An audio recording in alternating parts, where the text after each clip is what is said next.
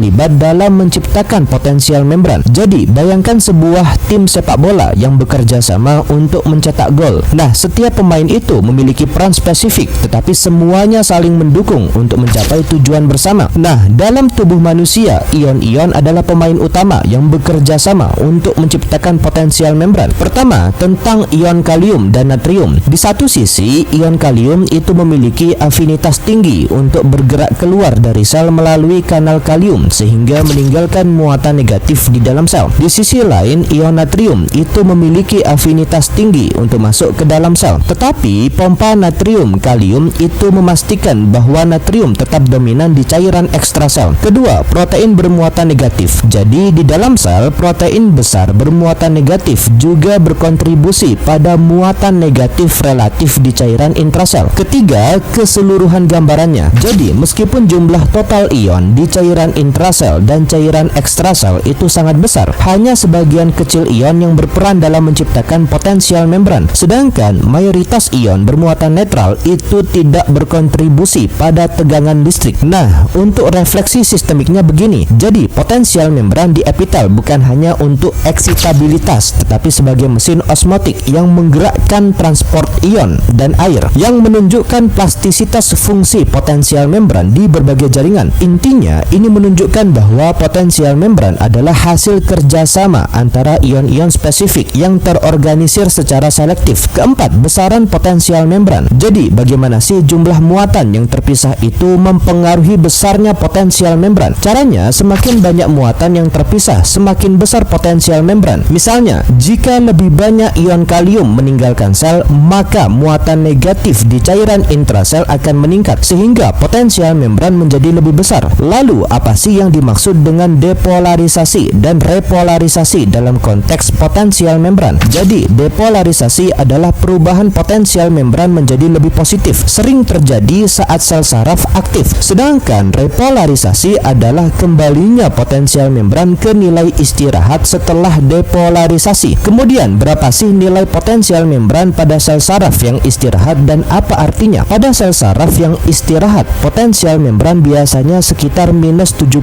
mV, yang berarti cairan intrasel itu lebih negatif dibandingkan cairan ekstrasel. Ini adalah kondisi stabil yang siap untuk menghasilkan sinyal listrik ketika diperlukan. Jadi, bayangkan sebuah tangga dengan anak tangga yang berbeda-beda tingginya. Semakin tinggi anak tangga, semakin besar usaha yang diperlukan untuk mencapainya. Nah, dalam tubuh kita, besarnya potensial membran itu bergantung pada jumlah muatan yang terpisah. Hubungan antara muatan dan potensialnya begini.